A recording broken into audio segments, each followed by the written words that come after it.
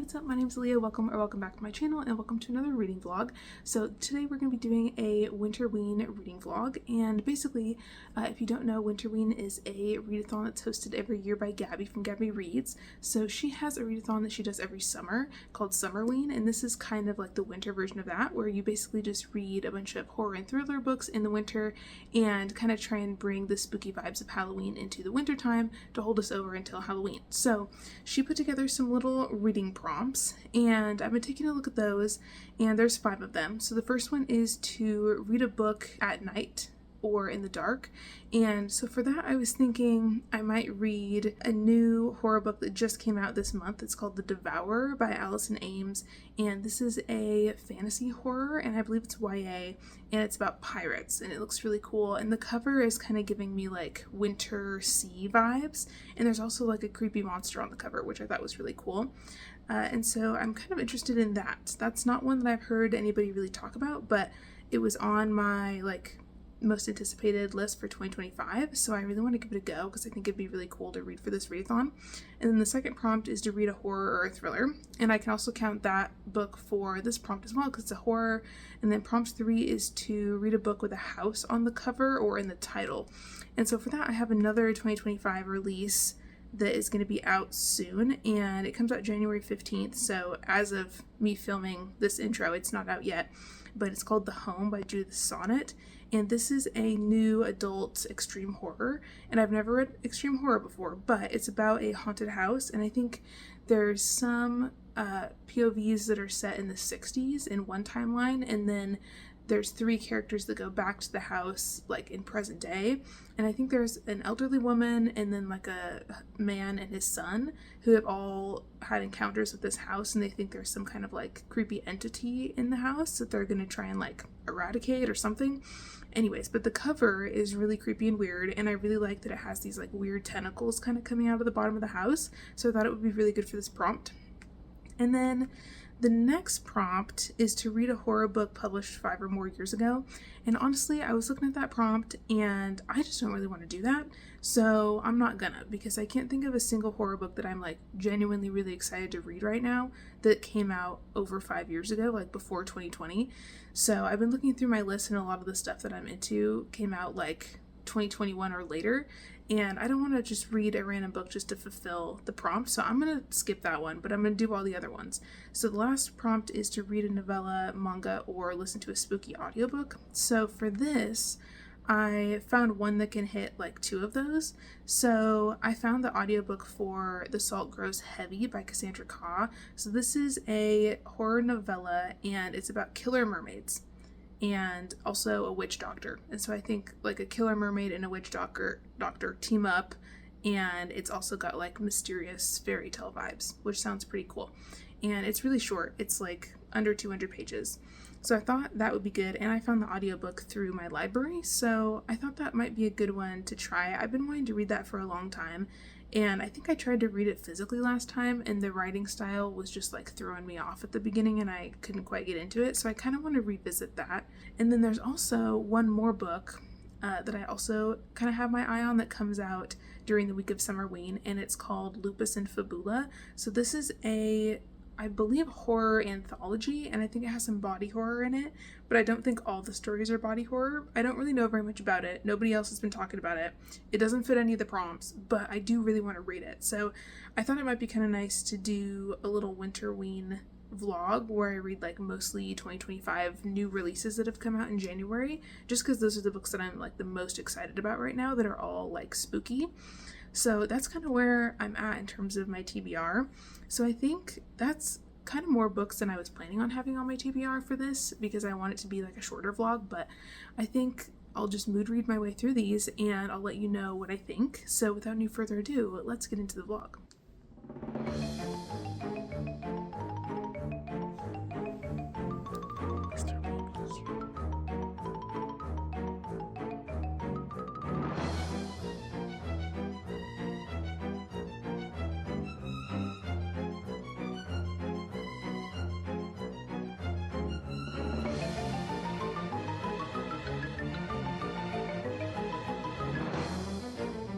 Hi, weirdo. Look how big he is. It's so crazy. Hi, pretty boy.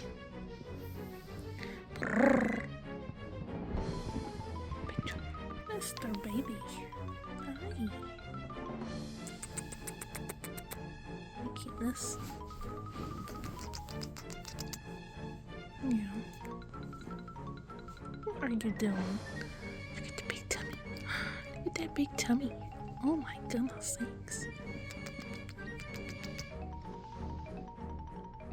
Hello, sorry if you can hear Rigby eating. He's like smacking his chicken lips over there. Anyways, I wanted to give you a little reading update because I started Lupus and Fabula last night and it's really, really good. So this is a very gay, very gory, bloody, body horror, nasty horror anthology, and it's really, really good so far. I've read 3 stories and they're all like really short but very like visceral.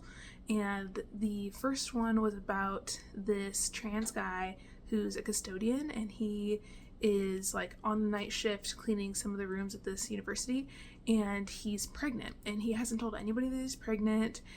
People kind of like treat him like shit, and so he's kind of just been avoiding people because he knows that people probably think he's like getting fat or something, or that he's like a bearded lady or whatever. Like people see him as a man because he's been taking testosterone for like 6 years, and he is really like distraught about this pregnancy, and to him he sees the baby as like a parasite that's been like feasting on his body because he's gotten really thin and he's really sick and like really unwell, and the father of the baby is somebody that he just like had a one-night stand with.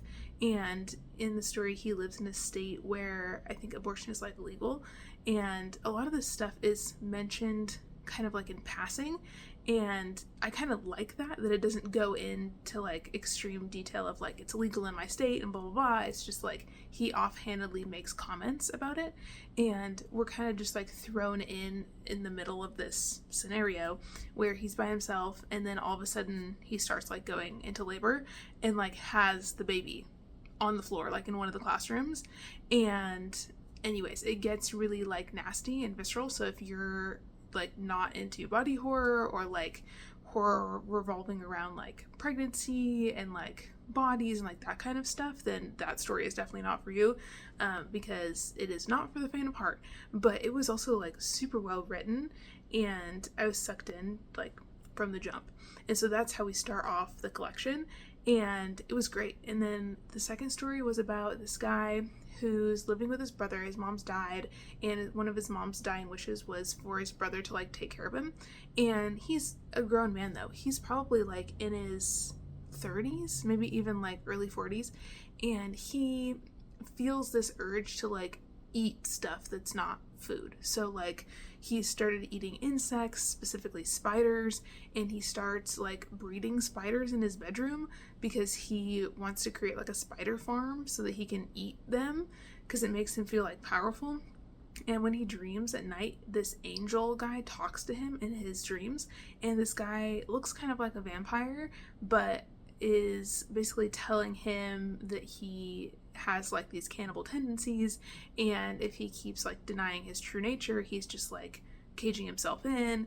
And our main character is like, no, like I'm not gonna like eat people, like they'd put me in jail for that for sure. And so he's like, the most that I could ever do is probably like a rat, like whatever.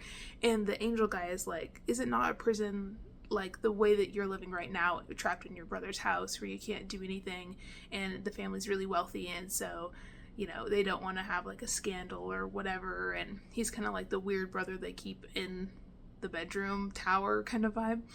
But anyways, so he's like hearing this voice of this like creepy angel, and he's also like very attracted to the angel because he's also gay too, and so he's just like, you know, closeted and eating spiders, and it's a time.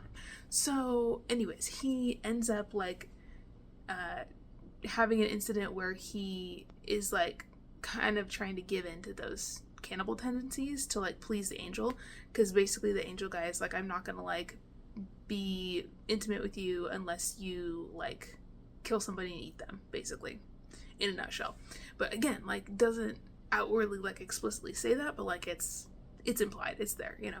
So I kind of like that about these stories, that they're really, really short, they're really like poignant and well written and like sharp, but they're really visceral and interesting, and you're immediately like sucked into like the weird scenarios that the characters find themselves in.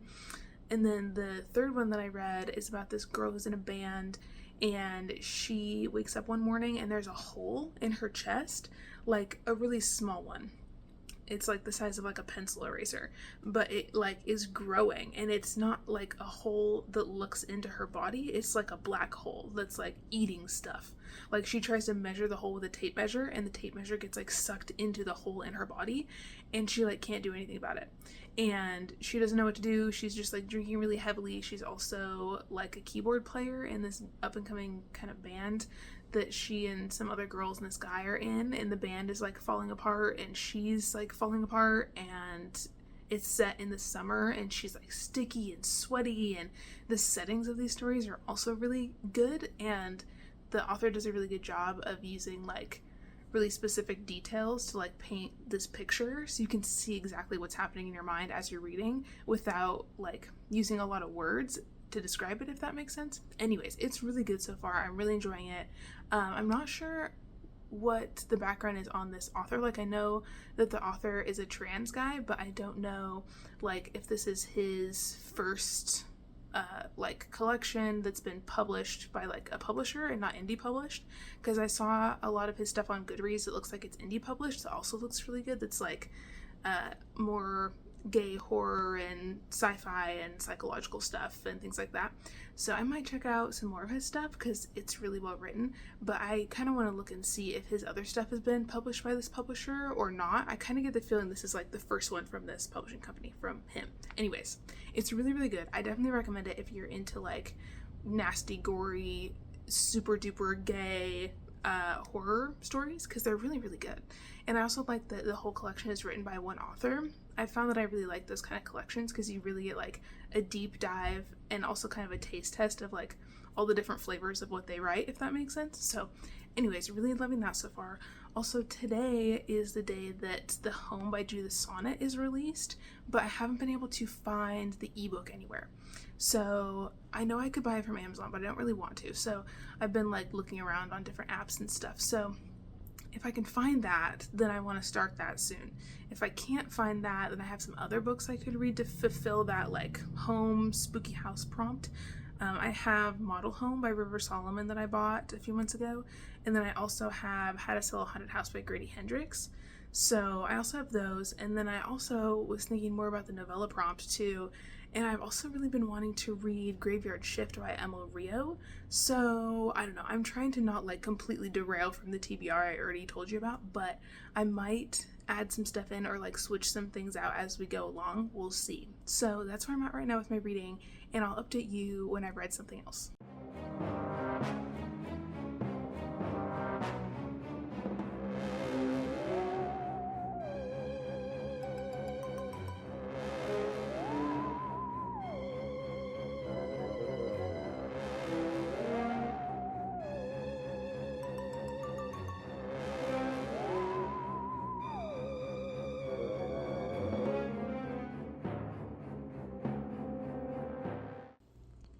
Hi. Belly Belly, what are you doing? Are you being a silly girl? Hi, Pookie.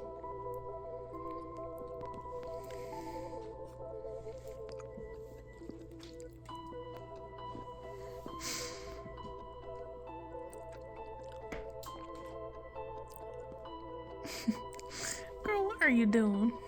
Are you being silly?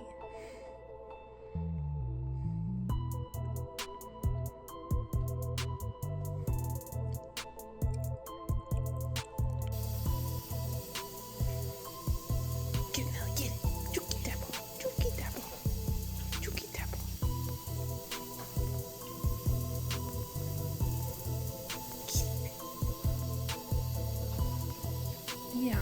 Hi. What are you doing?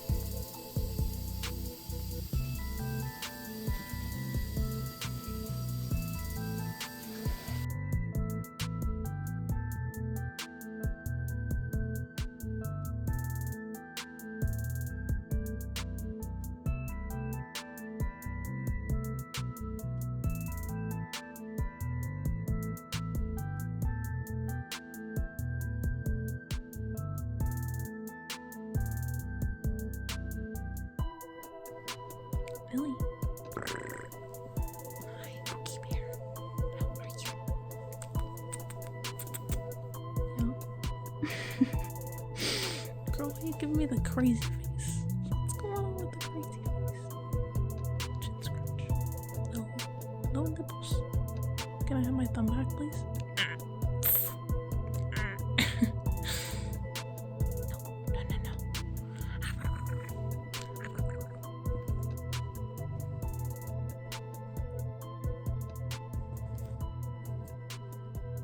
Hello, welcome to my Valentine's Day party.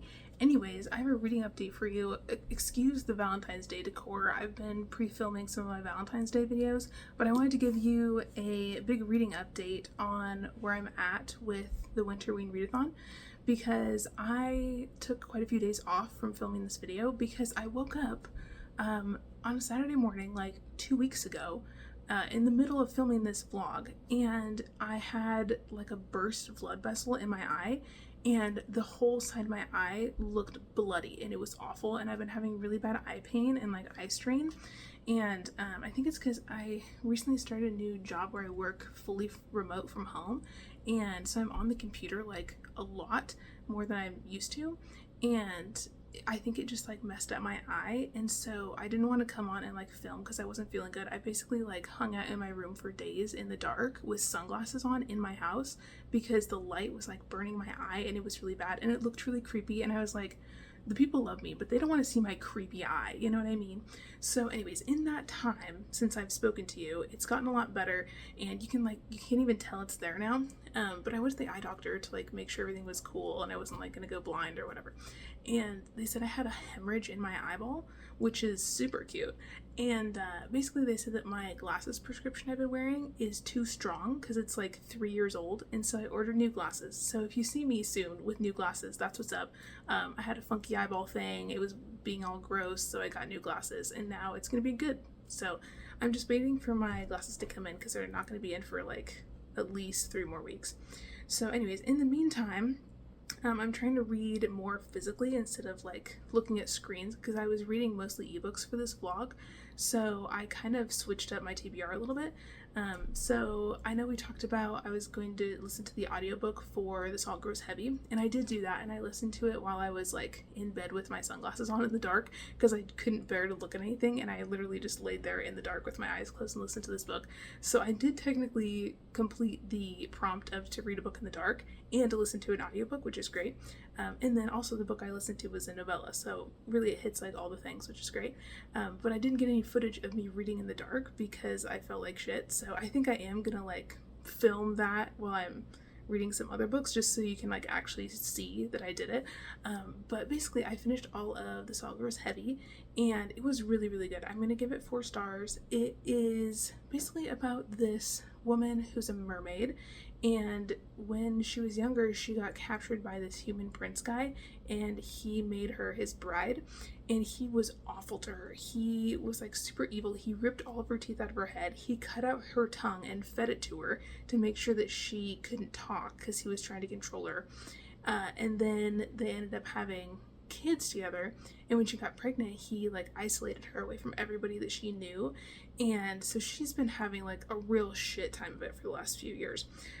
But then her children were born, and she had twin daughters, and apparently the human prince guy didn't know what he was getting himself into, because the mermaid lady gave birth to 2 very hungry killer mermaids who basically ate the entire kingdom, including her evil husband. And the story kind of goes from there, and it starts off with our main character, the mermaid lady, and she and this guy who's a plague doctor are like the only people left in this whole kingdom. Her daughters have like butchered everybody else, and her daughters are basically just like running free in the world, feasting on anything, everything that's alive. And so our main character is like, well, there's nothing left for us here, we should go. And she and the plague doctor have known each other for a long time, but she hasn't really gotten to spend a lot of time with him since she's been pregnant. And so the 2 of them set out on their own to try and basically find a place to live, and they end up traveling through the woods, and at one point they come across these children and it's really creepy. It's very like Lord of the Flies, where there's this group of boys and they're hunting another boy and they kill him in front of the mermaid and the plague doctor, and our two main characters are like, bro, what the fuck is going on? Especially the plague doctor, he's super freaked out. And so they go and talk to the kids, and they realize that these kids are not quite what they seem. And the story is basically about our main characters going back to this village that these kids live in. And the village is being controlled by these 3 saints, is what the kids call them. But they're like creepy surgeon guys who basically make the kids hunt each other. And then they have like Frankenstein stitch these kids back together after they get killed by one another, and they bring them back to life. And it's very creepy, and there's a lot of really like visceral body horror scenes in here, and it's pretty nasty, but it's really well written. The writing is so beautiful and lyrical, and our author Cassandra Claw like does an incredible job of explaining these like disgusting, awful, messed up scenes with like the most beautiful words imaginable, and it's just gorgeous. And the audiobook was really well done, so I highly recommend that if you're into audiobooks or if you're looking for like a spooky novella to pick up, because it was great. And I really liked the relationship between the mermaid lady and the plague doctor. So the plague doctor guy is just like a friend of hers, but really they're like down bad for each other, but neither one of them is like bringing it up or like wanting to cross the boundary basically. And so they're in this really weird situation where the plague doctor wants to save these kids, and the mermaid lady is like, dude, I don't think we can save them. Like, I think they're too far gone. And they're like totally under the thumb of these saints, and they've totally bought into this idea that like they need to kill each other in order to whatever, for whatever reason. And it's very creepy. And then our main mermaid lady also has some powers. She's very strong, and she, you know, hasn't really been using them for a long time because she was stuck with the husband and she's pregnant and whatever. And now that she's free, she can kind of do whatever she wants. And the main person that she cares for now is this plague doctor guy. And so when the kids start coming for the plague doctor, Miss Ma'am has a few things to say about it. And it is so good. Oh my god. The end of this made me tear up because it was so tender to see their relationship. And I just loved it. I wish I could get like a sequel to this where they go on like another adventure and we could like see the mermaid and the plague doctor being in love, because ooh, it was so good. It was so juicy, beautiful, loved it, 4 stars, fabulous. And then I also really wanted to complete the prompt of to read a book that had like a spooky house or like a creepy house on the cover or in the title. And so I was going to read The Home by Judith Sonnet, and I still want to do that because it's a pretty short novella, but I could only find the ebook and my eyeball was messing with me. So I decided to go ahead and pick up my physical copy of Model Home by River Solomon. So I am a tiny bit over halfway through this now, and this is also extremely good. I feel like this is going to be either a 4 or 5 star. So in this one, we're following these 3 siblings, and basically they grew up in this gated community in Dallas, Texas, and the family is black, and the neighborhood is like all rich white people. It's a very wealthy neighborhood. So their parents moved in there and bought this new house when they were kids, and the 3 siblings grew up there. And what they didn't realize is that there's like a creepy entity or something in this house. And you might be like, isn't that so weird? Like, how is it possible that a brand new house could be haunted? Well, when they bought the place, they got a good deal on it because apparently the home that they bought was the model home for the entire neighborhood. So it was a little bit more like lived in ahead of time. And I don't quite know what that means yet, if that means that like construction people were living there while they were building the rest of the houses or what. But it's creepy. And the main thing that's in this house is something that our main character Esri calls Nightmare Mother. So basically, our main character Esri is non-binary, but when they were growing up, they sometimes wanted to be a boy, sometimes wanted to be a girl, and so their mom was like, okay, that's fine, but she like refused to tell anybody else what Ezri's like birth gender was. And so a lot of people think that Ezri is like gender confused and like gay and weird and black and all the things. And so Ezri's had like a rough time growing up, obviously.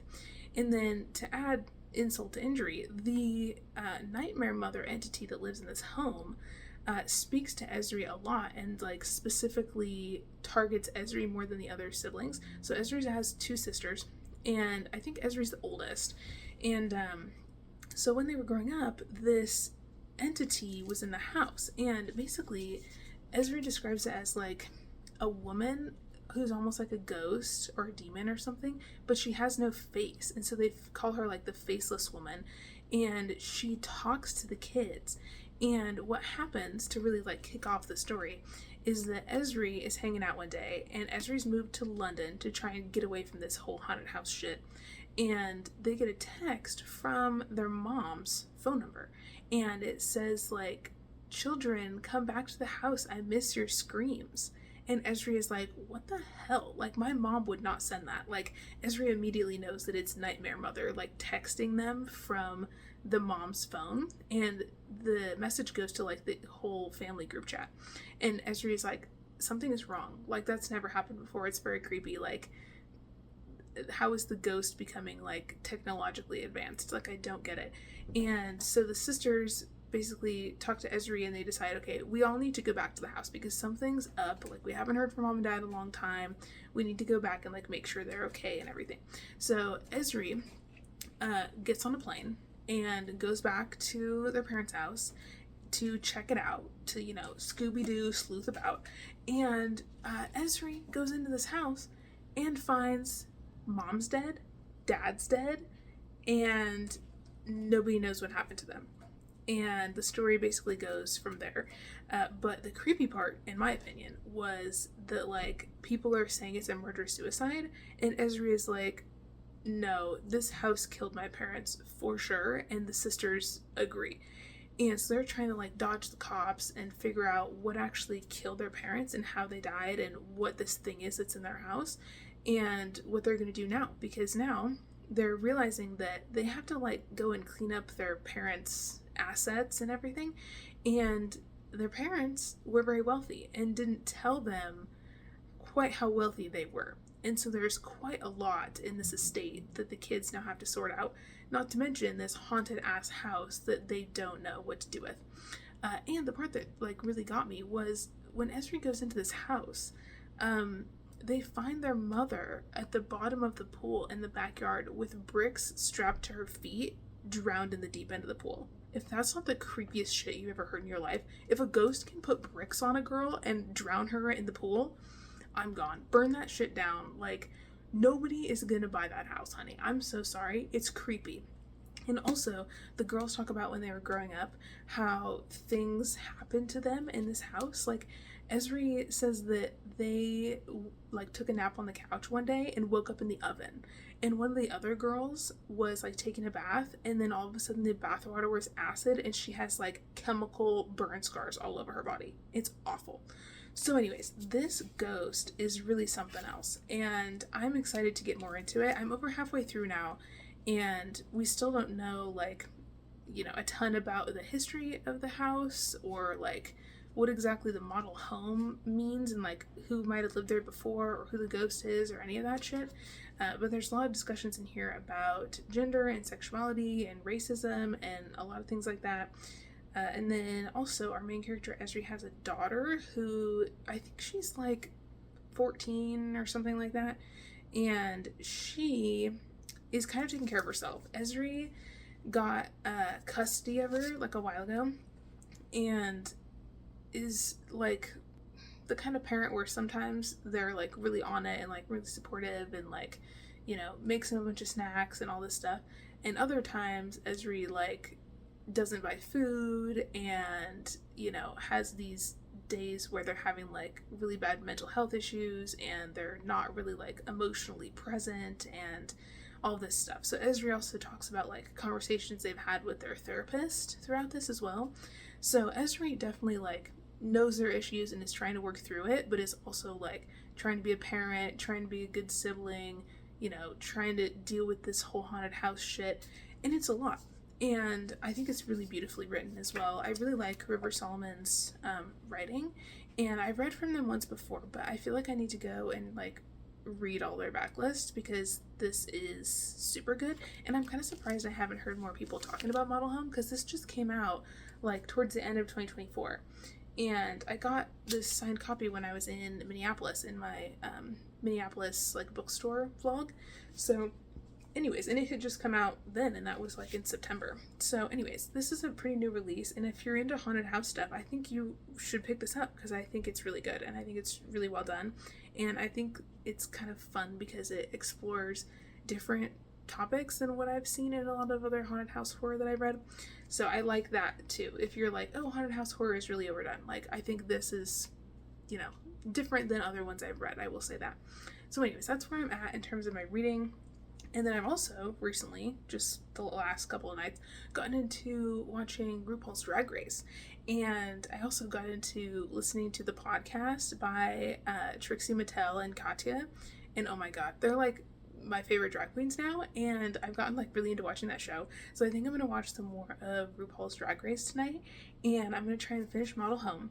And then I also still need to finish Lupus and Fabula. I haven't read any more stories than that, and I need to. And then I also would like to start The Home by Judith Sonnet. And I'm not sure about the pirate one that was on my TBR. I might hold off on that because I started reading the beginning, and it's a lot more fantasy focused than I thought. I don't know. I know it is very much like a fantasy cover, but I was hoping there might be like more horror in there. And the writing, it feels very YA. So I'm not sure if I want to continue on with that in this vlog or not. Because I feel like I'm more into like the horror stuff at the moment, if that makes sense. So anyways, that's where I'm at, and I will update you when I have another reading update.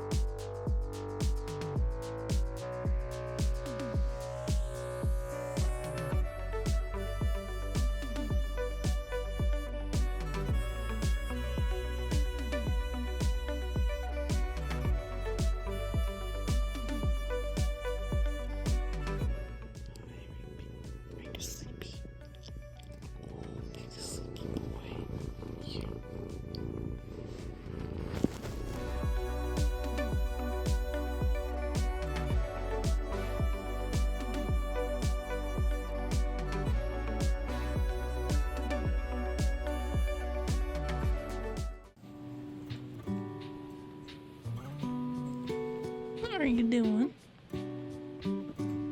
Baby.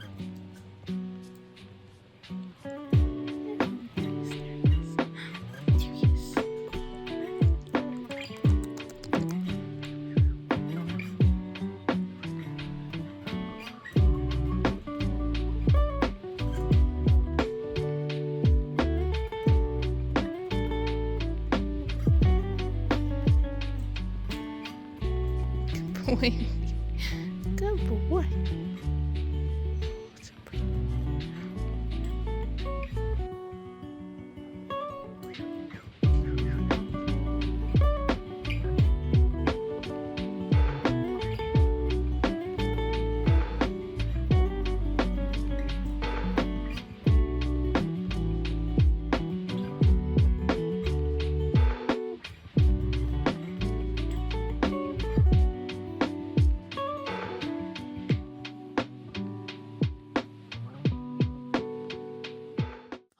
sweet petunias. Welcome to the end of this reading vlog. So I'm here to wrap up the last few books that I read in this vlog.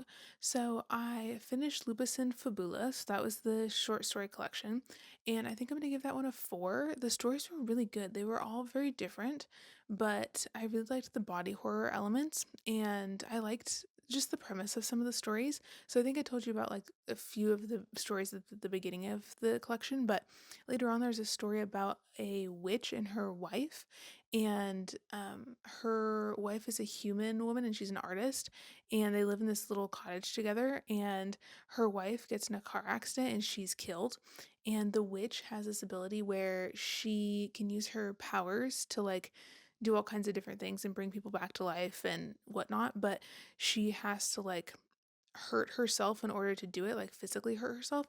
And so she basically performs like brain surgery on herself in order to like bring back her wife from the dead.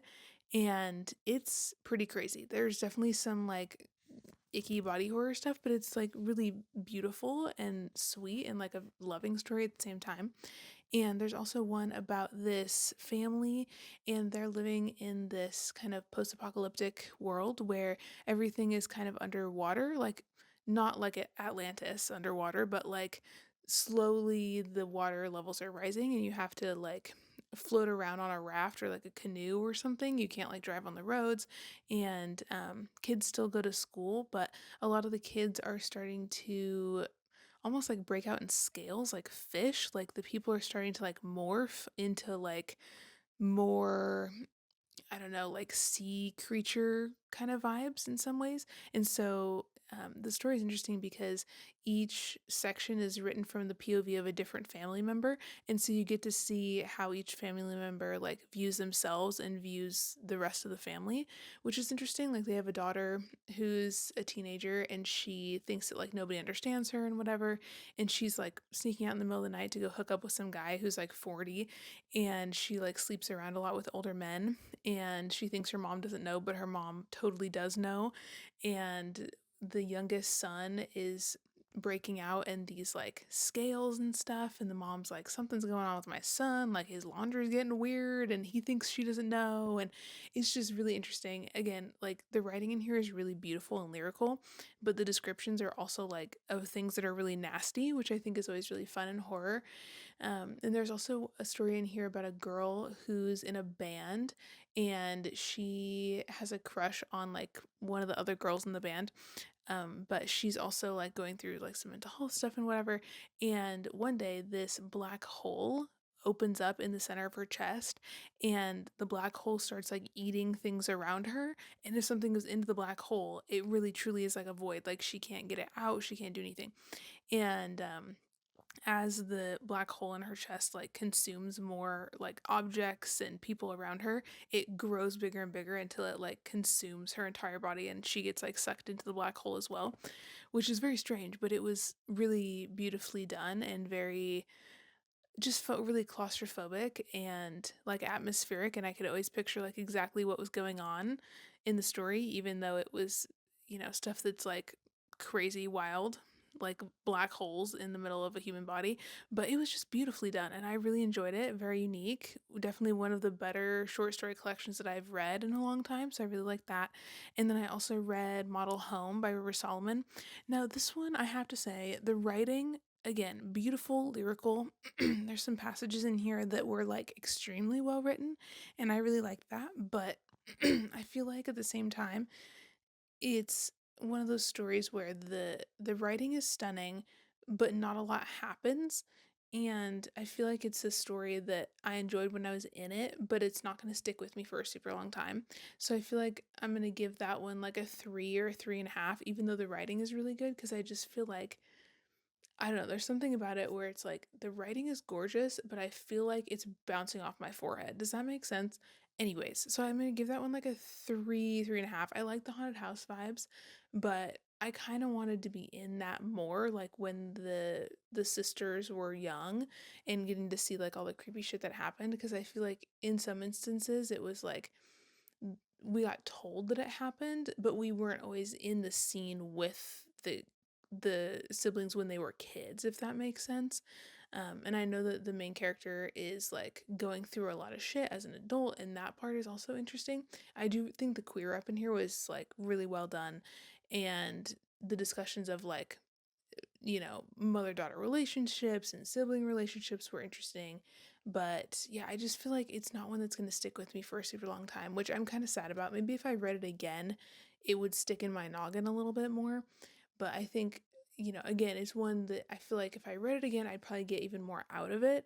But upon a first read, I feel like it's not going to stick with me for that long. And then also with the last book, Lupus and Fabula, I think I'm going to give that one a 4-star because I really liked that one. And then I also read all of The Home by Judith Sonnet, and I don't know that I updated you when I was reading that because it's pretty short. It's like under 300 pages, like 270 something pages. And I was reading it and I kept like waiting for a good time to update, but I got super sucked into the story. And when I was reading it, I was thinking, oh, this is going to be a 5-star. Like, I really like this. The writing is really good. I got really invested and I really liked the characters. So basically, just an overall little synopsis of this. This is a story about well, it's dual timeline. So the first timeline is set in the 60s in this small town, and in this town there's this haunted house that's like at the end of this street called Sycamore Lane. And basically the story goes that a long time ago there was this guy named Robbie Miller who lived there, and he was a serial killer, and he grew up in the house, and he eventually, when he got to be a teenager, like killed his parents in the house and then fled, and they never caught him. And ever since then, everybody who has bought the house since then, like bad stuff has happened. Also, like homeless people or squatters or whatever who've gone into the house and just been like hanging out there when it was vacant have also died in like various rooms. Like, it just has bad haunted house vibes, right? And everybody in town knows kind of like different pieces of the lore. The lore goes very far back, like all the way back into like slavery type of days, right? And so then in the 60s, we're following these kids, and they are teenagers, high school, like young high school, maybe like 15, 16 age. And they are kind of like piss farting around one evening, and they end up all ending up at this house for various reasons, and they kind of get sucked into this house and things go awry from there, and not all of the kids who end up going into the house that night end up surviving. And then in the present timeline, 3 of the teenagers who got sucked into the house that night in the 60s are still alive, and they are realizing that the entity that's in this house that they encountered when they were teenagers um is now back, and they thought that they had eradicated it, and it's turning out that that's not the case because another killing has happened in the house. And now these teenagers are now elderly, and one of them is like living in an assisted living facility. One guy is like elderly and his wife has passed away, he's living by himself. And then the girl, she is divorced and she's also like living on her own, and she has moved out of this town, and she's now coming back to try and like get the band back together in a way because she feels like she has an idea of how to eradicate the entity that's in the house, and she feels like it's her duty to like go and take this thing out that has been killing people because she's done more research and she thinks she knows what it was that they encountered as kids. And so we have this kind of dual timeline going back and forth. And I was really invested in the main 3 characters who were at the house as kids and they end up going back. And the whole time you're kind of trying to piece together what the history of the house is and what happened to the kids and this whole thing. So you get flashbacks to when they were in the 60s and like all the events that happened that night that led up to before they went to the house.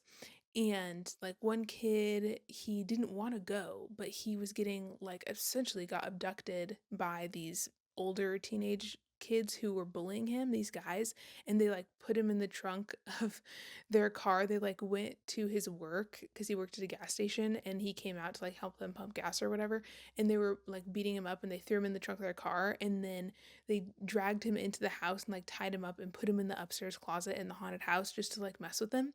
And then of course he gets looped into this whole thing that happened there that evening. And then the other kids, two of them, I think, were on sort of like a low key date, I guess. And like one guy borrowed a car from this man that he worked for and was like going around like trying to kind of make friends and talk to girls for the first time. And he ends up picking up this girl and her two siblings, and they're just gonna like go drive around and they get milkshakes and shit. And then the little brother is like, let's go to this house. Like, I want to go and just like throw rocks at the window and be a menace. And the teenage kid who's driving is like, okay, because he doesn't want to seem lame to the girl he likes, the older sister. And so they go, and then they get roped into this whole thing. And so all these different weird events like led up to all these kids being at this house. And then as it just so happens, when they're at the house, there's somebody else there too who is not a good person and like coaxes them into the house, and they think that he's not a threat, and he is in fact a threat, and things kind of go from there. But I think I'm going to end up giving this book like probably a 4 star, because I was so invested for probably like a good 85 to 90% of this novel. And then the ending, I honestly hated it, like loathed it with my entire being. And it kind of goes in a direction of like eldritch gods horror and like cosmic horror, which I honestly really love. But I did not like the ending of this novel. I just didn't like the way that everything ended with these characters. And I know that like not every book has to have a happy ending, and that's fine. But I just didn't like the way that it was done. It felt so hopeless. It felt like, oh, I just read this whole story for no reason. And it just like pissed me off. And that's why I didn't like update you when I finished it, because I just needed to like marinate on it for a while, cuz the rest of the book was so good and so strong, and I was so into these characters, and then the end it just felt like all of that got like thrown out the window. And oh god, I feel like if we would have just like stayed the path and seen where the story could go without trying to, make it this whole like out of left field ending thing or like explanation for what was going on in the house. I just didn't like it. I didn't like the end. It made me so sad because I just feel like this could have been such a like knocking it out of the park, like 5 star for me. And that ending was just a gut punch. It really was. And I will say it was kind of unexpected, which is nice. I appreciate being surprised, but if I'm going to be surprised, I want it to be a good surprise, not like I just read this whole novel and that's the ending you're going to give me. That's the like crusty sardines on a plate ending you're going to give me. Judith, don't do me like that. Rude. Anyways, but I will say another part of this novel I really liked was hearing the backstory of the house, because you also get, okay, so you have the 1960s plotline with the teenagers. You have the teenagers who are now elderly in the present. And then we also kind of have like snippets of this third POV from this guy, Robbie Miller, who was a serial killer who grew up in the house, and his experience growing up there, his situation with his parents, and then the entity that he encounters in this house when he's a teenager, and also like the old-timey guys he meets in this town, who give him other like snippets of the history of the house from like way before his parents owned it, like before this original house was built, like back in the day when it was like this witch who lived there with her son in this shack, and the history of like this big sycamore tree on the property, and like the awful things that happened there with like black people being lynched on the property. And like it really has that main thing that I love about haunted house stories, where it's like got this really strong sense of place and this vibe of like things that happen in a location build over time, and if a lot of evil things happen there, it can create this like just this bad juju, for lack of a better way to put it, that like accumulates over time, almost like in the soil of this land, in the way that it just permeates everything that is ever built or ever lives on the land after that is like inescapable, this like cyclical violence that gets like almost like into the molecules of the dirt, for lack of a better way to put it. And I just love that, and like hearing the history of a place that way is so fun, and like piecing together the pieces of like what you think happened, and like who and what this entity in this house is, because we know, okay, Robbie Miller, the serial killer, grew up in this home, but there's this other entity that calls itself Mr. Smiley Man, and a lot of people have encountered it, and it's extremely creepy. And also the scenes of Robbie Miller growing up in this house and what he did to his parents was so visceral and disgusting that I had to like put the book down a few times because it was just nasty and I just needed a breather. And the body horror in here really goes there, and I appreciated that because I feel like a lot of books don't go all the way there, and this is extreme horror, and I definitely understand why they call it that. And in some of those scenes, it was like so nasty, but I just couldn't look away. Like I just needed to know what was going to happen. And I loved it. And I have to say, for my extreme horror, my first extreme horror, I really enjoyed it. And I'm really glad that I picked it up, even though I didn't enjoy the ending. I still feel like I would recommend it if you are looking for something that's a haunted house story, but definitely has like super hardcore body horror, really good character development, and interesting character relationships, interesting like history of the haunted house itself, and like layers to the onion of what's going on in this home. And then another element of this I really liked is that this entity in the house has a pretty wide reach. Like, as it gets more powerful, it can reach outside of the home, and it like feeds on the souls of the people who die in the house, which it's kind of like American Horror Story season 1 in that way of you have these, this kind of like dark force in the home that also feeds on the ghosts and souls of like every person who's ever lived there after whatever caused this initial thing to be in this house.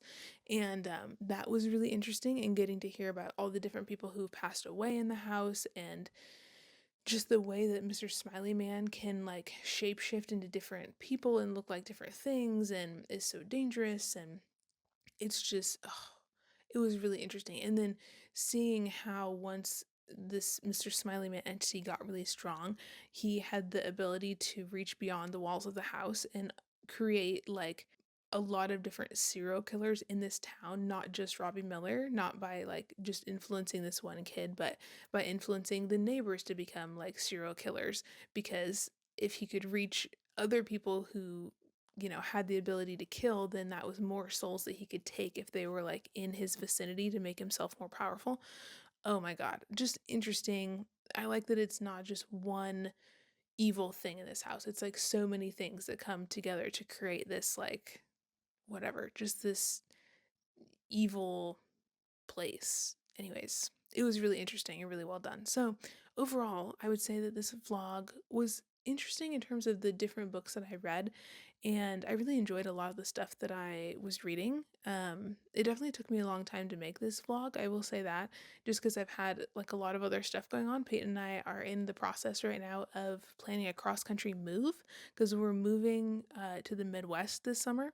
So we've had that going on. We've had just like post-wedding fatigue going on after we had our whole wedding in the fall and just holidays and everything else. So I feel like now wrapping up this vlog, I'm going to have a bunch more like different vlogs and fun videos coming out this spring, kind of gearing up for the warmer weather and trying to like book out some longer videos and vlogs for the summer before the move hits, because I think once we get to that point, I'm probably going to do like a big moving vlog and stuff, and we're probably going to be a little bit more busy at like end of June, early July. But anyways, if you made it to the end of this video and you want to leave me an emoji just to say hi, leave me either a ghost emoji or a haunted house emoji for the home.